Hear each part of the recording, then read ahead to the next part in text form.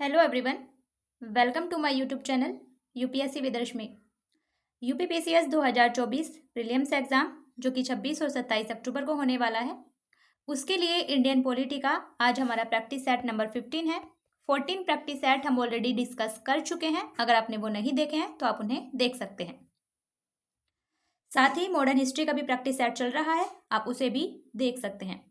Video को like and share जरूर कीजिए और आपका जो भी डाउट हो, जो भी क्वेश्चन हो, आप उसे कमेंट बॉक्स में लिख सकते हैं। तो शुरू करते हैं आज का वीडियो।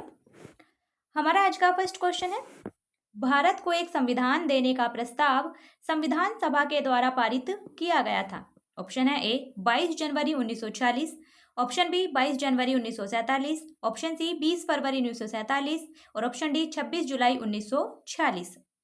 इसका सही आंसर होगा ऑप्शन नंबर बी 22 जनवरी 1947। भारत को एक संविधान देने का प्रस्ताव संविधान सभा के द्वारा पारित किया गया था 22 जनवरी 1947 को। दरअसल जो उद्देश्य प्रस्ताव था पंडित जवाहरलाल नेहरू के द्वारा 13 दिसंबर 1946 को उद्देश्य प्रस्ताव को संविधान सभा में प्रस्तुत किया गया था, जिसे संविधान सभा के द्वारा 22 जनवरी 1947 को पारित कर दिया गया था और वही उद्देश्य प्रस्ताव बाद में संविधान की प्रस्तावना भी बना। तो ध्यान रखिएगा, उसी प्रस्ताव में लिखा था कि भारत को संविधान देना है। उसमें लिखा हुआ है कि संविधान को अंगीकृत अधिनियमित आत्मा अर्पित करते हैं। इस प्रकार का वर्णन उसमें है प्रस्तावना में। तो भारत को एक संविधान देने का प्रस्ताव संविधान सभा के द्वारा पारित किया गया था 22 जनवरी 1947 को, क्योंकि उसी उद्देश्य प्रस्ताव में संविधान के उद्देश्यों और लक्ष्यों का वर्णन किया गया था और पंडित जवाहरलाल नेहरू के द्वारा उस उद्देश्य प्रस्ताव को पेश किया गया था। ये भी आप ध्यान रखिएगा। संविधान का गठन किया गया था।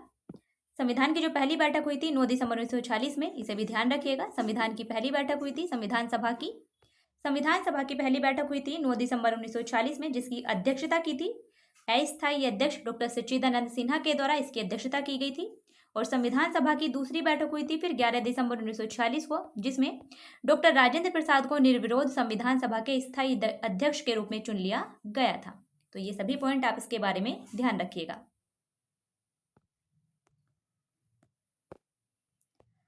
नेक्स्ट क्वेश्चन है, समान कार्य के लिए समान वेतन भारत के संविधान में सुनिश्चित किया गया एक, ऑप्शन है ए मौलिक अधिकार है, ऑप्शन बी राज्य के नीति निर्देशक सिद्धांतों का अंग है, ऑप्शन सी मौलिक कर्तव्य है और ऑप्शन डी आर्थिक अधिकार है।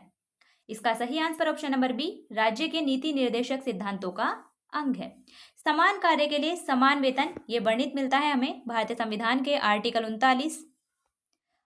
39 क्लोज डी में इसका वर्णन किया गया है। समान कार्य के लिए समान वेतन भारतीय संविधान के आर्टिकल 39 क्लोज डी में इस बात का वर्णन किया गया है कि स्त्री और पुरुष को समान कार्य के लिए समान वेतन दिया जाएगा और ये वर्णन है राज्य के नीति निर्देशक सिद्धांतों का एक अंग है, क्योंकि आर्टिकल 39 क्लोज डी एक राज्य का नीति निर्देशक तत्व है, यानी कि एक डीपीएसपी है।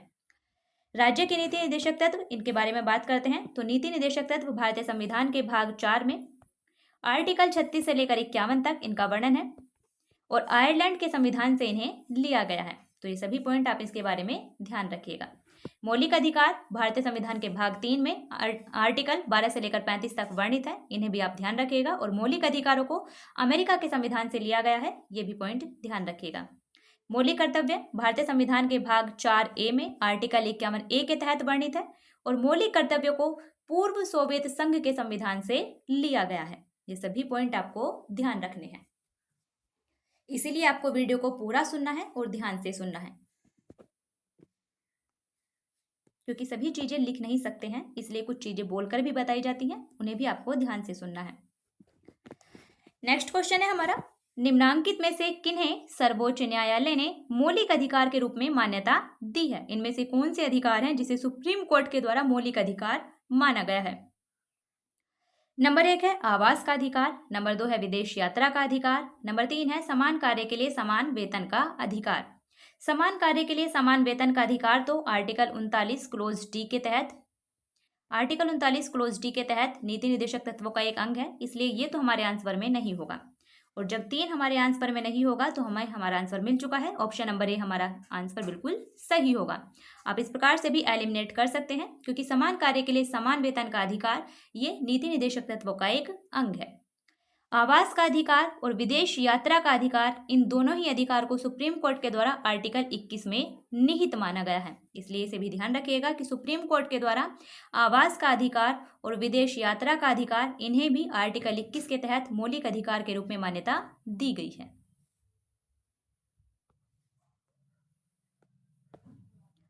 नेक्स्ट क्वेश्चन है हमारा, भारत में मौलिक अधिकारों के संबंध में निम्न पर विचार कीजिए। मौलिक अधिकारों से रिलेटेड यहाँ 4 कथन दिए गए हैं, हमें कूट की सहायता से बताना है कि इनमें से कौन से ऑप्शन सही हैं। कथन नंबर 1 है, यह राज्य कृत्य के विरुद्ध एक गारंटी है। तो कथन 1 हमारा बिल्कुल सही है। मौलिक अधिकार राज्य कृत्य के विरुद्ध, राज्य के कामों के विरुद्ध एक गारंटी है। कथन नंबर 2 है, यह संविधान के भाग 3 में सूचित है। कथन 2 भी हमारा बिल्कुल सही है। मौलिक अधिकारों का वर्णन भारतीय संविधान के भाग 3 में किया गया है, इसलिए कथन 2 हमारा बिल्कुल सही है।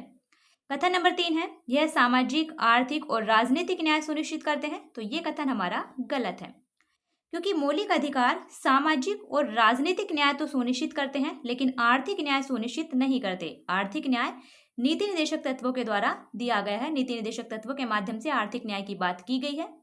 तो मौलिक अधिकार सामाजिक और राजनीतिक न्याय सुनिश्चित करते हैं, जबकि नीति निर्देशक तत्व सामाजिक और आर्थिक न्याय सुनिश्चित करते हैं। दोनों में डिफरेंस आप ध्यान रखिएगा। और कथन नंबर 4 है, यह संयुक्त राज्य अमेरिका में अधिकारों के बिल की भांति नहीं है। तो ये कथन भी हमारा गलत है, क्योंकि मौलिक अधिकारों का अध्याय जो है वो अमेरिका के संविधान से ही लिया गया है। इसलिए मौलिक अधिकार संयुक्त राज्य अमेरिका में अधिकारों के बिल की भांति हैं, इसलिए ये कथन भी हमारा गलत है। हमारा सही आंसर होगा कथन 1 और 2 सही है, यानी कि ऑप्शन नंबर ए हमारा बिल्कुल सही आंसर है। मौलिक अधिकार भारतीय संविधान के भाग 3 में आर्टिकल 12 से लेकर 35 तक इनका वर्णन है। राज्य कृत्य के विरुद्ध एक गारंटी है, संविधान के भाग 3 में वर्णित है। सामाजिक और राजनीतिक न्याय सुनिश्चित करते हैं, और अमेरिका के अधिकारों की बिल की भांति ये है, क्योंकि मौलिक अधिकारों को अमेरिका के संविधान से ही लिया गया है। नेक्स्ट क्वेश्चन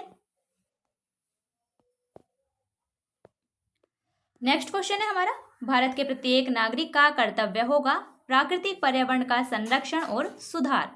उपरोक्त कथन भारतीय संविधान के किस अनुच्छेद में संदर्भित है? ऑप्शन है ए अनुच्छेद 21, ऑप्शन बी अनुच्छेद 48 ए, ऑप्शन सी अनुच्छेद 51 ए और ऑप्शन डी अनुच्छेद 55। तो भारत के प्रत्येक नागरिक का यह कर्तव्य होगा प्राकृतिक पर्यावरण का संरक्षण और सुधार। तो ऑलरेडी बताया गया है कि कर्तव्य होगा, तो किसमें होगा? मौलिक कर्तव्य, जो हमारे मूल कर्तव्य हैं, मूल कर्तव्य में से शामिल किया गया है। तो हमारा सही आंसर होगा ऑप्शन नंबर सी। आर्टिकल 51 ए में जो हमारे मौलिक कर्तव्यों का वर्णन है, उसमें यह कहा गया है कि भारत के प्रत्येक नागरिक का यह कर्तव्य होगा कि वह प्राकृतिक पर्यावरण की, जिसके अंतर्गत वन, झील, नदी और वन्यजीव आते हैं, उसकी रक्षा करे, उसका संवर्धन करे और प्राणी मात्र के प्रति दया भाव रखे। ये भारत के प्रत्येक नागरिक का मौलिक कर्तव्य बताया गया है, इसलिए इसका सही आंसर ऑप्शन नंबर सी।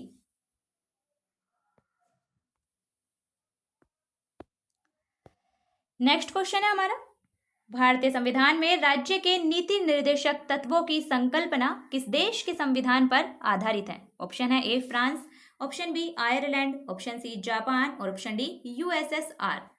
इसका सही answer option number B Ireland. भारतीय संविधान में जो राज्य के नीति निर्देशक तत्व हैं, वो राज्यों के नीति निर्देशक तत्वों की संकल्पना आयरलैंड के संविधान पर आधारित है, इसीलिए इसका सही आंसर है ऑप्शन नंबर बी। आगे देखते हैं, यूएसएसआर के संविधान से लिया गया है मौलिक कर्तव्यों को। जो मूल कर्तव्य हैं उन्हें यूएसएसआर यानी कि पूर्व सोवियत संघ के संविधान से अपनाया गया है। फ्रांस के संविधान से गणतंत्रात्मक जो व्यवस्था है, गणतंत्रात्मक शासन व्यवस्था फ्रांस के संविधान से अपनाई गई है। और जापान के संविधान से आपातकाल के समय मूल अधिकारों का निलंबन, ये जापान के संविधान से अपनाया गया है। नहीं, आपातकाल के समय मूल अधिकारों का निलंबन वो जर्मनी के वाइमर संविधान से अपनाया गया है। वो जर्मनी के संविधान से अपनाया गया है। आपातकाल के समय मूल अधिकारों का निलंबन जर्मनी के वाइमर संविधान से अपनाया गया है, जबकि जापान के संविधान से अपनाया गया है विधि द्वारा स्थापित प्रक्रिया। ये जापान के संविधान से अपनाया गया है विधि द्वारा स्थापित प्रक्रिया। तो ध्यान रखिएगा, कंफ्यूज मत होइएगा।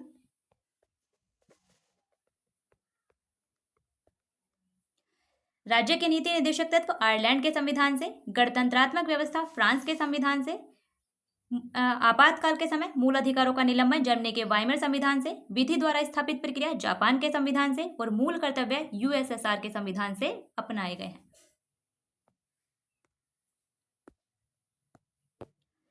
नेक्स्ट क्वेश्चन है, भारत में राष्ट्रपति की मृत्यु, पद त्याग अथवा हटाए जाने पर पद से हुई रिक्ति को भरने की समय सीमा क्या है?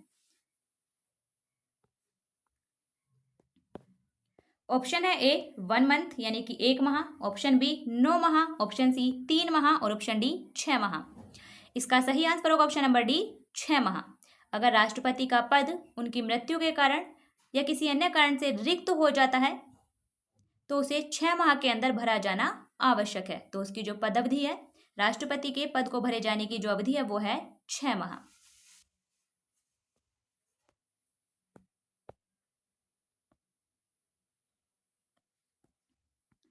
नेक्स्ट क्वेश्चन है, कथन और कारण दिया गया है, कूट की सहायता से हमें बताना है कि कौन सा ऑप्शन सही है। कथन है हमारा, भारत में संघवादिता व्यावहारिक नहीं है, तो कथन हमारा बिल्कुल सही है, भारत में संघवादिता व्यावहारिक नहीं है। कारण है, भारत एक संघीय राज्य नहीं है, तो कारण तो हमारा गलत है क्योंकि भारत एक संघीय राज्य है। भारतीय संविधान के आर्टिकल 1 क्लोज 1 में स्पष्ट रूप से कहा गया है कि भारत राज्यों का एक संघ होगा। India that is Bharat shall be a union of state.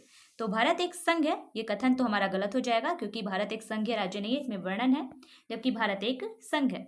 तो कारण हमारा गलत है, कथन हमारा सही है, यानी कि ए सही है, आर गलत है। ऑप्शन नंबर सी हमारा बिल्कुल सही आंसर होगा। भारत में संघवादिता व्यावहारिक नहीं है, इसका मतलब यह है कि भारत में संघवादिता के साथ साथ एकात्मक तत्वों का भी मिश्रण किया गया है। जैसे भारत में संघवादिता व्यावहारिक नहीं है, इसका एग्जाम्पल ले सकते हैं हम। हमारे यहाँ पर अवशिष्ट शक्तियां जो हैं वो केंद्र को दी गई हैं, केंद्र को ज्यादा शक्तिशाली बनाया गया है, अवशिष्ट शक्तियों को केंद्र को यानी कि संसद को दिया गया है। जबकि अमेरिका में जहां पर संघात्मक व्यवस्था है वहां अवशिष्ट शक्तियां राज्यों को दी गई हैं, तो वहां संघवादिता व्यावहारिक है, लेकिन हमारे यहाँ संघवादिता व्यावहारिक नहीं है। जैसे अमेरिका में राज्यों को संघ से अलग होने का अधिकार है, लेकिन हमारे यहाँ पर राज्यों को संघ से अलग होने का अधिकार नहीं है। तो भारत में संघवादिता है, भारत मूलतः संघात्मक राज्य है, लेकिन भारत में संघवादिता व्यावहारिक नहीं है। नेक्स्ट क्वेश्चन देखते हैं।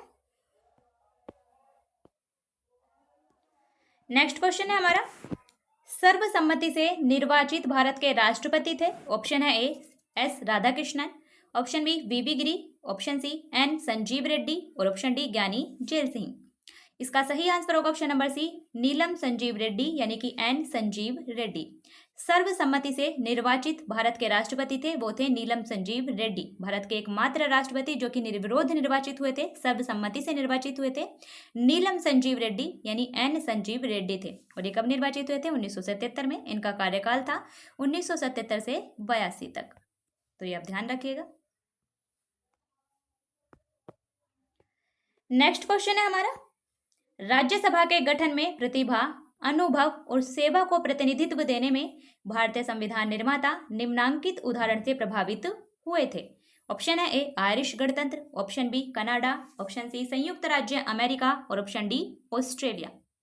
इसका सही आंसर होगा ऑप्शन नंबर ए आयरिश गणतंत्र। राज्यसभा के गठन में प्रतिभा, अनुभव और सेवा को प्रतिनिधित्व देने में भारतीय संविधान निर्माता आयरिश गणतंत्र से प्रभावित हुए थे, यानी कि राज्यसभा के सदस्यों का जो नामांकन है वो आयरलैंड के संविधान से लिया गया है, इसलिए ध्यान रखिएगा। इसका सही आंसर होगा ऑप्शन नंबर ए।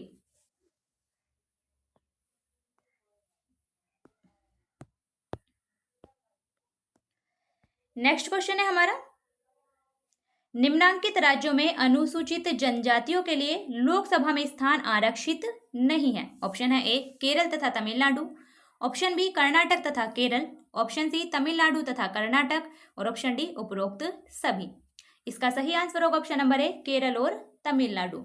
अनुसूचित जनजातियों के लिए लोकसभा में स्थान आरक्षित नहीं है केरल और तमिलनाडु में, जबकि कर्नाटक में अनुसूचित जनजातियों के लिए 2 स्थान आरक्षित है, ये आप ध्यान रखिएगा।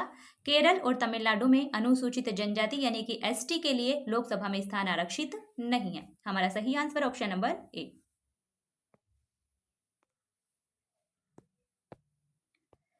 नेक्स्ट क्वेश्चन है हमारा, भारतीय संविधान के अनुच्छेद 344 के तहत प्रथम राजकीय भाषा आयोग का गठन हुआ था? ऑप्शन है ए वर्ष 1950 में के.एम. मुंशी की अध्यक्षता में, ऑप्शन बी वर्ष 1955 में बी.जी. खैर की अध्यक्षता में, ऑप्शन सी वर्ष 1960 में एम.सी. छांगला की अध्यक्षता में, और ऑप्शन डी वर्ष 1965 में हुमायूं कबीर की अध्यक्षता में। इसका सही आंसर होगा ऑप्शन नंबर बी वर्ष 1955 में बी.जी. खैर की अध्यक्षता में। आर्टिकल 344 में राजभाषा आयोग के गठन का प्रावधान किया गया है, राष्ट्रपति के द्वारा नियुक्ति की जाती है। आर्टिकल 344 के तहत प्रथम राजकीय भाषा आयोग का गठन किया गया था 1955 में बी.जी. खैर की अध्यक्षता में।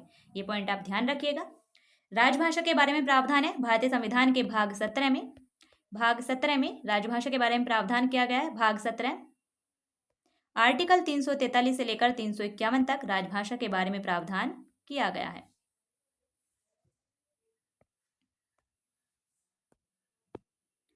नेक्स्ट क्वेश्चन है हमारा, भारत में न्यायिक पुनरीक्षण यानी कि जुडिशियल रिव्यू की संकल्पना निम्नांकित देश के संविधान से ली गई है। ऑप्शन है ए यूनाइटेड किंगडम, ऑप्शन बी संयुक्त राज्य अमेरिका, ऑप्शन सी यूएसएसआर और ऑप्शन डी ऑस्ट्रेलिया। तो हमारे यहाँ पर न्यायिक पुनरीक्षण यानी कि जुडिशियल रिव्यू की जो संकल्पना है उसे किस देश के संविधान से लिया गया है? उसे लिया गया है अमेरिका के संविधान से, इसलिए हमारा सही आंसर ऑप्शन नंबर बी संयुक्त राज्य अमेरिका। भारत में न्यायिक पुनरीक्षण यानी कि जुडिशियल रिव्यू की संकल्पना को अमेरिका के संविधान से लिया गया है। और जुडिशियल रिव्यू का मतलब होता है विधायिका के द्वारा पारित और कार्यपालिका के द्वारा लागू किए गए कानूनों की संवैधानिकता की सुप्रीम कोर्ट के द्वारा जांच करना कि कहीं कोई कानून असंवैधानिक तो नहीं है, संविधान के प्रावधानों का उल्लंघन तो नहीं कर रहा है। अगर कोई कानून या कोई भी आदेश संविधान के प्रावधानों का उल्लंघन करता है तो सुप्रीम कोर्ट उसे अवैध घोषित कर सकता है।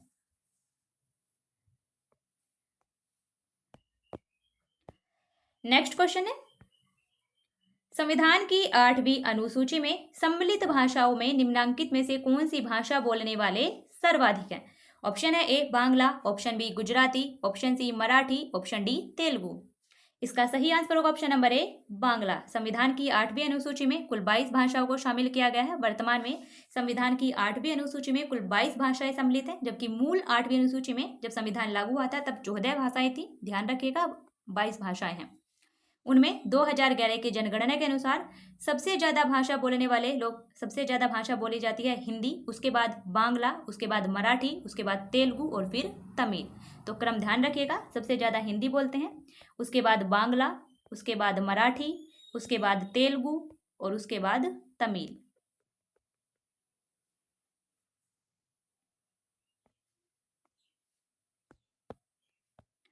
नेक्स्ट क्वेश्चन है हमारा, निम्नांकित में से कौन संविधान के 42वें संशोधन के द्वारा नीति निर्देशक तत्वों में नहीं जोड़ा गया था? यानी कौन सा नीति निर्देशक तत्व 42वें संविधान संशोधन के माध्यम से नहीं जोड़ा गया था?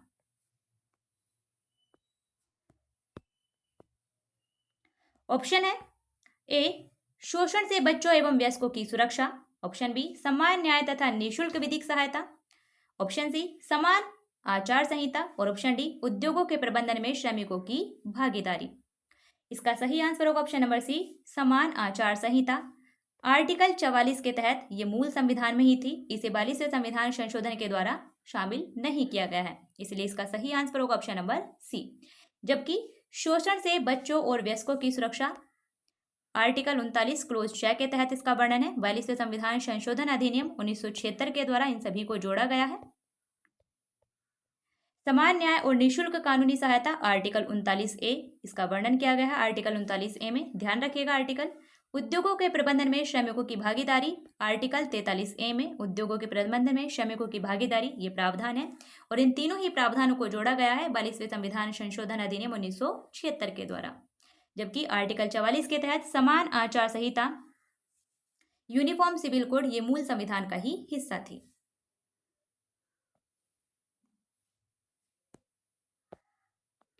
नेक्स्ट क्वेश्चन है हमारा, कथन और कारण दिया गया है, कूट की सहायता से बताना है कि कौन सा ऑप्शन सही है। कथन है हमारा भारत संघ नहीं है। कथन हमारा गलत हो जाएगा क्योंकि भारत एक संघ है। आर्टिकल 1 में कहा गया है कि भारत अर्थात इंडिया राज्यों का एक संघ होगा, तो भारत संघ नहीं है, ये कथन तो हमारा गलत है। और जब कथन हमारा गलत हो गया तो हमें हमारा आंसर मिल चुका है। ए गलत है किंतु आर सही है, यानी कि ऑप्शन नंबर डी हमारा सही आंसर होगा। कारण देखते हैं, किसी भी राज्य का क्षेत्र, सीमा, नाम उसकी सहमति के बिना भी परिवर्तित करने की शक्ति संघीय संसद को प्राप्त है। कारण हमारा बिल्कुल सही है। किसी भी राज्य का क्षेत्र, सीमा, नाम परिवर्तित कर सकती है संसद, आर्टिकल 3 के तहत ये वर्णन किया गया है।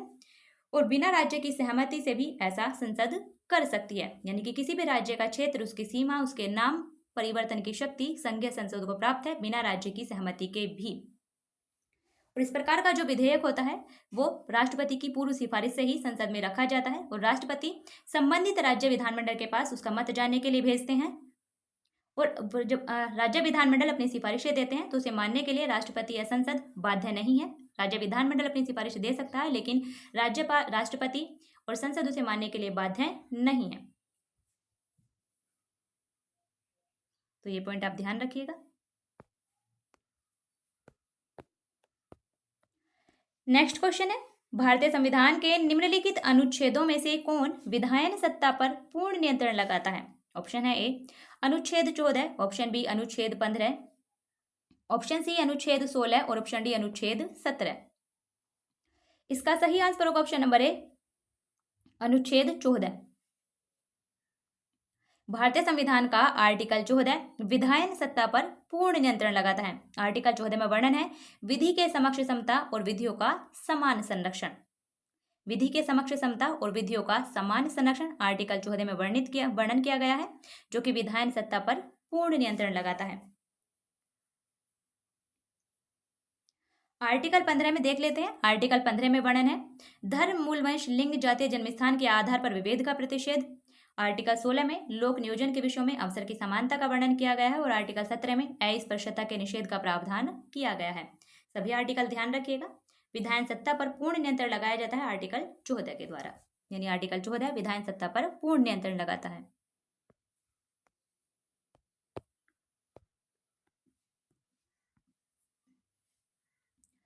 नेक्स्ट क्वेश्चन है, भारतीय संविधान के अनुच्छेद 13 का मुख्य उद्देश्य निम्नलिखित में से किसके संदर्भ में संविधान की सर्वोच्चता सुनिश्चित करना है?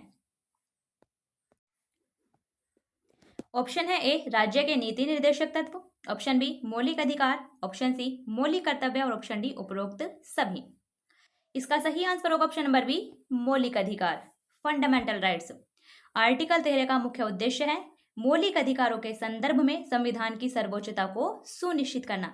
आर्टिकल 13 में वर्णन किया गया है कि राज्य ऐसी कोई भी विधि नहीं बनाएगा जो कि मूल अधिकारों का हनन करती हो या उन्हें छीनती हो या उन्हें कम करती हो। ऐसी प्रत्येक विधि मूल अधिकारों के उल्लंघन की मात्रा तक शून्य होगी। तो आर्टिकल 13 में वर्णन किया गया है। और साथ ही एक और आर्टिकल देख लेते हैं, आर्टिकल 12। आर्टिकल 12 में कुछ नहीं है। आर्टिकल 12 में राज्य की परिभाषा बताई गई है कि राज्य का मतलब क्या होगा। हम कहते हैं कि राज्य किसी के साथ भेदभाव नहीं करेगा, राज्य वैसा नहीं करेगा। जैसे भी आर्टिकल 13 में वर्णन है कि राज्य ऐसी कोई भी विधि नहीं बनाएगा जो मूल अधिकारों को छीनती हो। तो राज्य का मतलब क्या, उसका विवरण दिया गया है हमें आर्टिकल 12 में। उसकी व्याख्या की गई है कि राज्य का मतलब क्या होगा। राज्य का मतलब संसद, राज्य का मतलब राज्य विधानमंडल, राज्य का मतलब डीएम का ऑफिस। ये सभी जो प्रशासन में सहयोग देते हैं वो सभी राज्य के अंतर्गत शामिल किए जाते हैं। तो राज्य का मतलब क्या होगा वो आर्टिकल 12 में परिभाषित किया गया है। कल एक कमेंट आई थी, किसी बच्चे ने पूछा था कि आर्टिकल 12 और 13 में क्या है, वो कोई नहीं बताता, आर्टिकल 14 से ही पढ़ाते हैं। दरअसल मूल अधिकार हमारे आर्टिकल 14 से ही शुरू होते हैं, इसलिए सभी ज़्यादातर आर्टिकल 14 से ही पढ़ाते हैं। लेकिन अब आपको आपका आंसर मिल गया होगा आर्टिकल 13 में क्या वर्णित है और आर्टिकल 12 में क्या वर्णित है। आर्टिकल 12 में वर्णित है राज्य की परिभाषा, उसमें राज्य को परिभाषित किया गया है कि राज्य का मतलब क्या होगा। और आर्टिकल 13 में वर्णित है कि राज्य ऐसी कोई भी विधि नहीं बनाएगा जो कि मौलिक अधिकारों को कम करती हो, उन्हें छीनती हो, उनका हनन करती हो।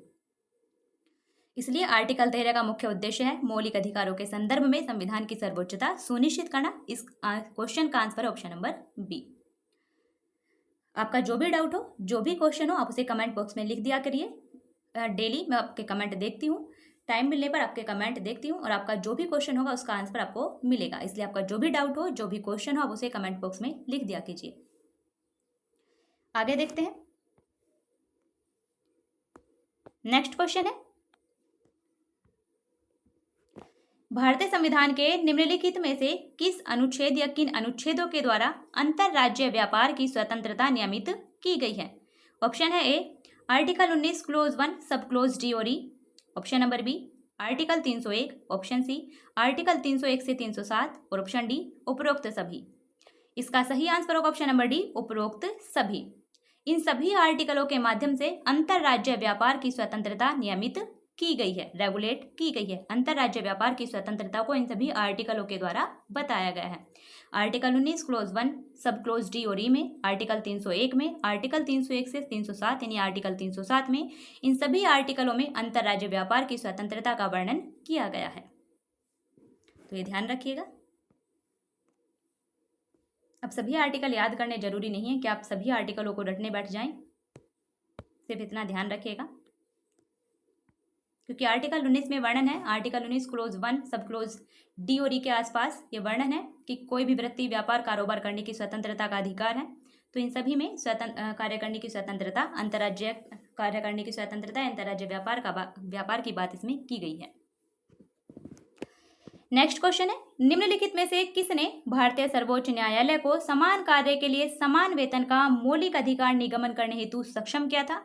ऑप्शन है ए संविधान की प्रस्तावना में प्रयुक्त समाजवादी शब्द, ऑप्शन बी ए को यानी कि संविधान की प्रस्तावना में प्रयुक्त समाजवादी शब्द को संविधान के आर्टिकल 14 के साथ मिलाकर पढ़ना और संविधान के आर्टिकल 16 के साथ मिलाकर पढ़ना, और ऑप्शन नंबर डी है ए बी और सी सभी को मिलाकर पढ़ना। इसका सही आंसर होगा option number D A B और सी सभी को मिलाकर पढ़ना। भारतीय सर्वोच्च न्यायालय को यानी कि सुप्रीम कोर्ट को समान कार्य के लिए समान वेतन का मौलिक अधिकार निगमन करने के लिए सक्षम किया था संविधान की प्रस्तावना में प्रयुक्त समाजवादी शब्द ने। उसे जो संविधान की प्रस्तावना में प्रयुक्त समाजवादी शब्द है उसे आर्टिकल 14 और आर्टिकल 16 के साथ मिलाकर पढ़ने पर समान कार्य के लिए समान वेतन का मौलिक अधिकार निगमित हुआ था। आर्टिकल 14 में विधि के समक्ष समता यानी कानून के समान, कानून के लिए सभी समान है, और आर्टिकल 16 में किसी के साथ भेदभाव नहीं किया जाएगा, अवसर की समानता की बात की गई है। तो इन दोनों को आर्टिकल समाजवादी के साथ, समाजवादी जो शब्द प्रयुक्त किया गया है प्रस्तावना में उसके साथ मिलाकर पढ़ने से समान कार्य के लिए समान वेतन का मौलिक अधिकार निगमित हुआ था। नेक्स्ट क्वेश्चन है हमारा, सूची 1 को सूची 2 से मिलाना है। एक तरफ है संविधान की अनुसूचियां, दूसरी तरफ है उनसे संबंधित विषय। ए है हमारा चौथी अनुसूची यानी कि चतुर्थ। चौथी अनुसूची में राज्यसभा में सीटों के बंटवारे का वर्णन है, तो ए का है हमारा 3 और ए का 3 अगर आप पुट देखेंगे तो ए का 3 केवल एक ही ऑप्शन में है, ऑप्शन नंबर सी हमारा सही आंसर हो गया है। फिर भी आगे मिलाते हैं। बी है हमारा षष्ठ यानी कि छठी अनुसूची। छठी अनुसूची में है असम, मेघालय, त्रिपुरा और मिजोरम के जनजातीय क्षेत्रों के प्रशासन और नियंत्रण के बारे में प्रावधान, इसलिए बी का है हमारा 4 जनजातीय क्षेत्र। सी है अष्टम अनुसूची यानी कि 8वीं अनुसूची। इंग्लिश में, हिंदी में समझ में ना आए तो इंग्लिश में देख लीजिएगा। अष्टम यानी कि 8वीं अनुसूची भाषाओं से संबंधित है, सी का है हमारा 2, और डी है नवम यानी कि 9वीं अनुसूची भूमि सुधार कानूनों से संबंधित है, डी का है हमारा 1। हमारा सही आंसर होगा 3 4 2 1 यानी कि ऑप्शन नंबर सी हमारा बिल्कुल सही आंसर है। चौथी अनुसूची में राज्यसभा में सीटों का बंटवारा ध्यान रखिएगा। छठी अनुसूची में असम, मेघालय, त्रिपुरा और मिजोरम के जनजातीय क्षेत्रों के प्रशासन और नियंत्रण के बारे में प्रावधान। 8वीं अनुसूची में 22 भाषा को उल्लेख है, पहले 14 भाषाएं थी अब 22 भाषाएं हैं। 9वीं अनुसूची में भूमि सुधार कानूनों को डाला गया है और 9वीं अनुसूची को पहले संविधान संशोधन अधिनियम 1951 के माध्यम से शामिल किया गया था पंडित जवाहरलाल नेहरू के द्वारा, ये भी आप ध्यान रखिएगा।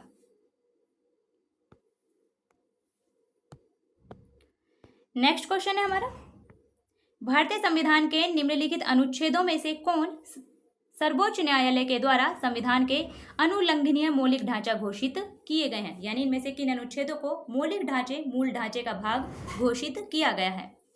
ऑप्शन है एक है हमारा नंबर 1 है हमारा अनुच्छेद 32, नंबर 2 है अनुच्छेद 227, नंबर 3 है अनुच्छेद 226 और नंबर 4 है अनुच्छेद 245। नंबर 1 आर्टिकल 32 संवैधानिक उपचारों का अधिकार, आर्टिकल 226 नंबर 3 उच्च न्यायालय को रिट जारी करने की शक्ति, और नंबर 2 है हमारा अनुच्छेद 227 उच्च न्यायालय के सभी न्यायालयों के जो अधीनस्थ न्यायालय हैं, उच्च न्यायालयों की अधीनस्थ न्यायालयों की नियंत्रण की शक्ति। तो इन तीनों ही अनुच्छेदों को आर्टिकल 32, आर्टिकल 226 और आर्टिकल 227, इन तीनों ही अनुच्छेदों को सुप्रीम कोर्ट के द्वारा मौलिक ढांचे का अंग घोषित किया गया है। इसलिए हमारा सही आंसर होगा 1, 2 और 3, यानी कि ऑप्शन नंबर ए हमारा बिल्कुल सही आंसर है। आर्टिकल 245 में केंद्र और राज्यों के बीच में विधायी संबंधों का वितरण, उसके बारे में चर्चा है। इसे मौलिक ढांचा घोषित नहीं किया गया है, बल्कि आर्टिकल 32, आर्टिकल 226 और आर्टिकल 227 को संविधान के अनुलंघनीय मौलिक ढांचा घोषित किया गया है सुप्रीम कोर्ट के द्वारा। तो इसलिए सही answer option number A. Article 32 में संवैधानिक उपचारों का अधिकार, आर्टिकल 32 के तहत सुप्रीम कोर्ट रिट जारी कर सकती है और आर्टिकल 226 के तहत हाई कोर्ट रिट जारी कर सकती है। और आर्टिकल 227 में हाई कोर्ट के द्वारा यानी उच्च न्यायालयों के द्वारा अधीनस्थ न्यायालयों के अधीक्षण की शक्ति उन्हें दी गई है आर्टिकल 227 के द्वारा।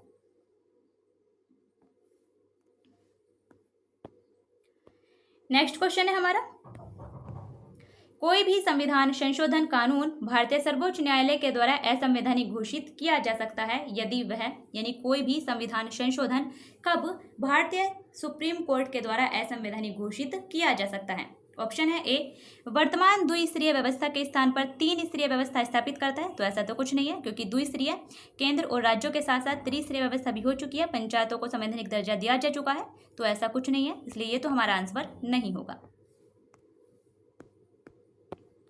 ऑप्शन नंबर बी है, विधि के समक्ष समानता के अधिकार को भाग 3 से हटाकर संविधान में अन्यत्र कहीं रखता है। तो ये कथन बिल्कुल सही है। इसके आधार पर सुप्रीम कोर्ट उस संविधान संशोधन को असंवैधानिक घोषित कर सकता है यदि विधि के समक्ष समानता के अधिकार को संविधान के भाग 3 से हटाकर संविधान में कहीं और रखा जाता है। तो इसलिए हमारा सही आंसर होगा ऑप्शन नंबर बी, क्योंकि विधि के समक्ष समानता का अधिकार आर्टिकल 14 के तहत एक मौलिक अधिकार है और अगर उसे भाग 3 से हटाकर संविधान में कहीं और रख दिया जाता है, कहीं और रखा जाता है, तो वो एक सामान्य विधिक अधिकार रह जाएगा, मौलिक अधिकार वो नहीं रहेगा।